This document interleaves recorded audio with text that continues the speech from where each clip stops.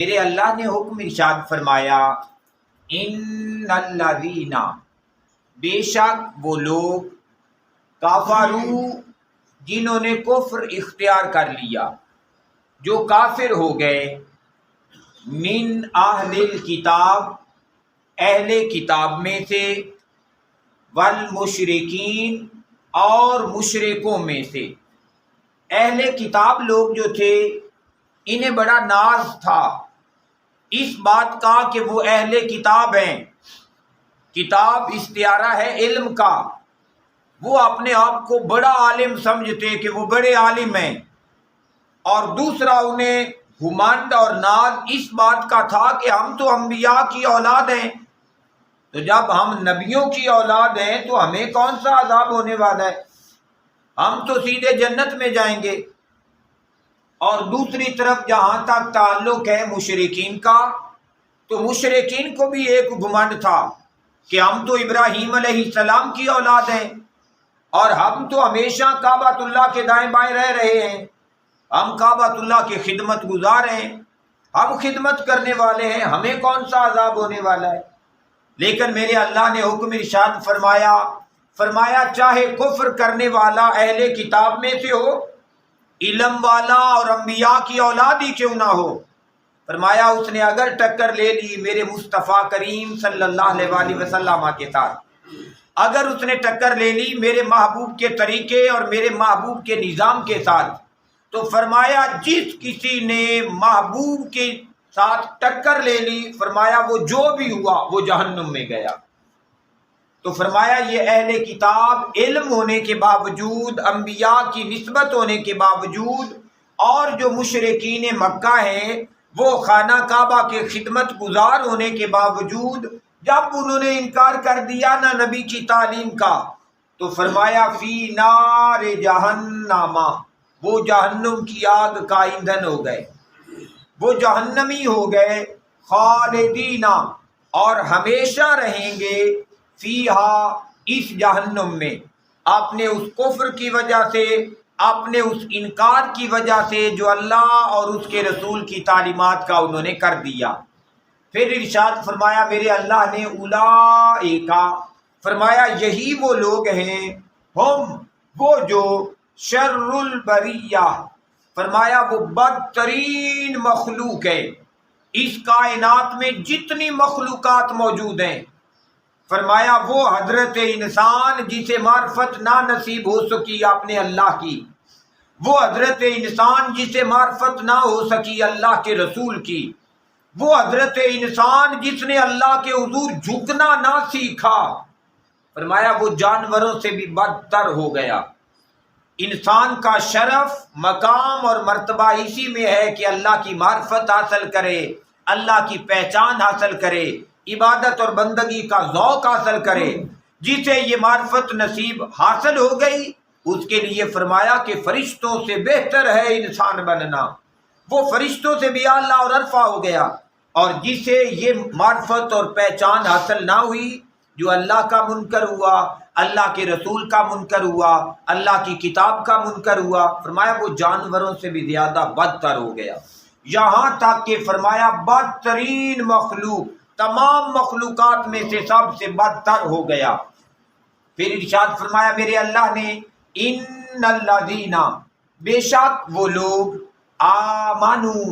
جنہیں دولت ایمان نصیب ہو گئی، فرمایا جو صاحب ایمان لوگ ہو گئے، وعملوا الصالحات، اور اس کے ساتھ ساتھ انہوں نے نیک اعمال بھی شروع کر دیے، نیک اعمال کی بھی کثرت کی، انہوں نے زندگی کا لمحہ لمحہ نیکی میں بسر کیا، فرمایا اولئک، یہی وہ لوگ ہیں، ہم، وہ، خیر البریہ، فرمایا جو سب سے اچھی مخلوق ہے۔ گویا اس کائنات میں جس بندے کو ایمان نصیب ہو گیا اور ایمان کے ساتھ ساتھ نیک اعمال نصیب ہو گئے، اس کی ذات کوئی بھی ہو، اس کا قبیلہ کوئی بھی ہو،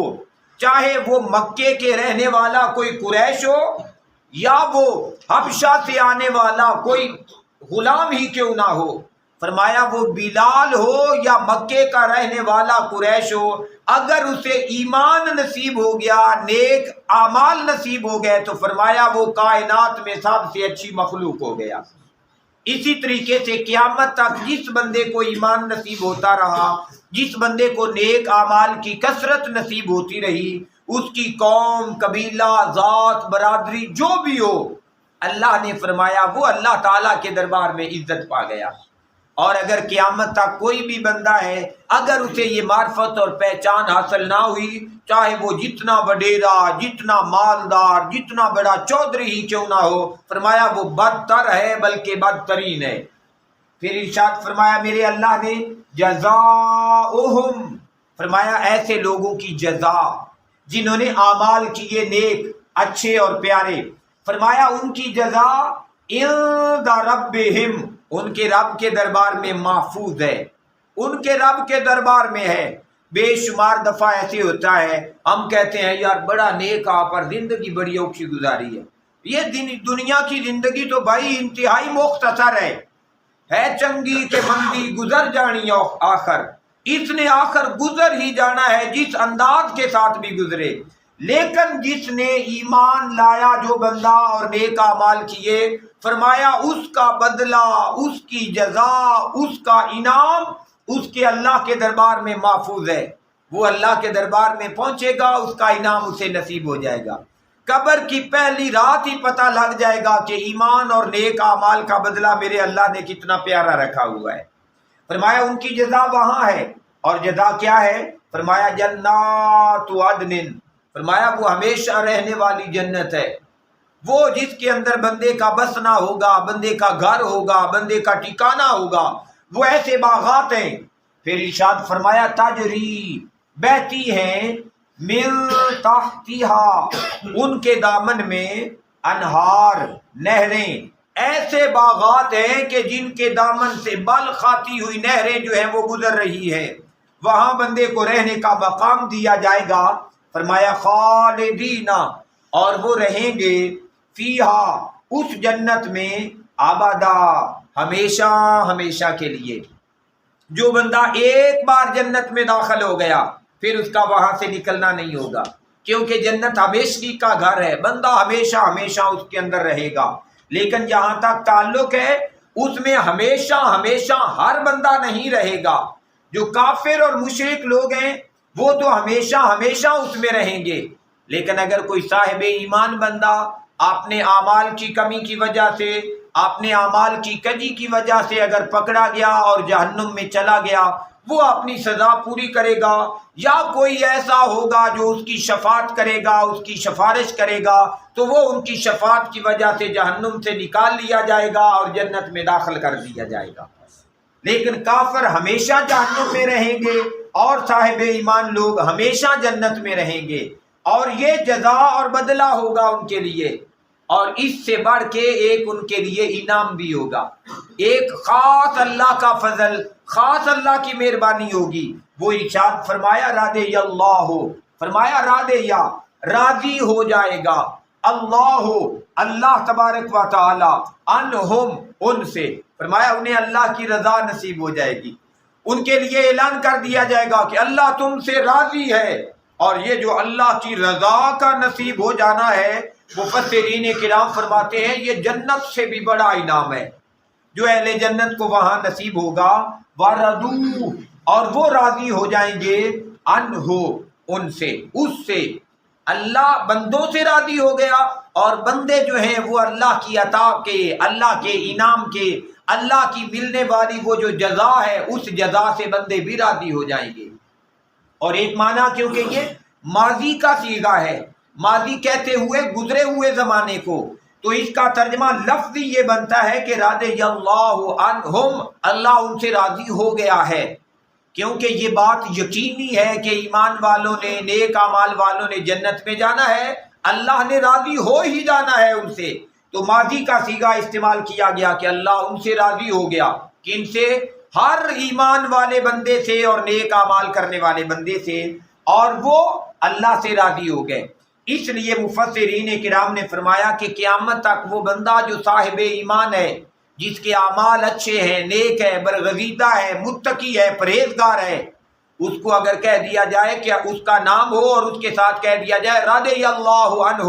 اللہ اس سے راضی ہے، تو یہ بات ٹھیک ہے، یہ بات جائز ہے، کیونکہ اللہ تعالیٰ نے خود قرآن کریم میں فرمایا ہے جسے ایمان نصیب ہوا، نیک اعمال نصیب ہوئے، اللہ اس سے راضی ہو گیا۔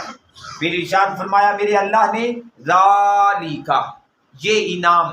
یہ احسان، یہ فضل، یہ خاص مہربانی، فرمایا ذالک، یہ سب کچھ لمن، اس شخص کے لیے ہے، خاشع یا ربہ، جو اپنے رب سے ڈر گیا، جس کے من میں اللہ کا ڈر آ گیا، اللہ کا خوف آ گیا۔ اور یہ ڈر اور یہ خوف ایسا ہے جو بندے سے دور نہیں کرتا، بلکہ یہ ڈر اور خوف ایسا ہے جو بندے کو اللہ کے دربار میں جھکا دیتا ہے، بندے کو اللہ کی نافرمانی سے بچا لیتا ہے۔ تو جب ایسا خوف بندے کے ڈر میں جس بندے کے من میں بھی پیدا ہوا، فرمایا اللہ اس سے راضی ہو گیا ہے، وہ رضی اللہ عنہ ہو گیا ہے۔ اللہ تبارک و تعالیٰ سے دعا ہے میرا اللہ بھی ہمیں ایسی ہی زندگی نصیب فرمائے کہ ہمیں اللہ کی رضا بھی نصیب ہو جائے، اور وہ جو ہمیشہ ہمیشہ کے انعامات میرے اللہ نے تیار کر رکھے ہیں وہ سب بھی ہمیں نصیب ہو جائیں، اور میرا اللہ ہمیں کفر سے اور کفر کی گندگیوں سے اور کفر کی غلاظتوں سے میرا اللہ ہمیں بھی بچا کے رکھے، اور ہمارے آنے والی نسلوں کو بھی اس سے ہمیشہ محفوظ فرمائے۔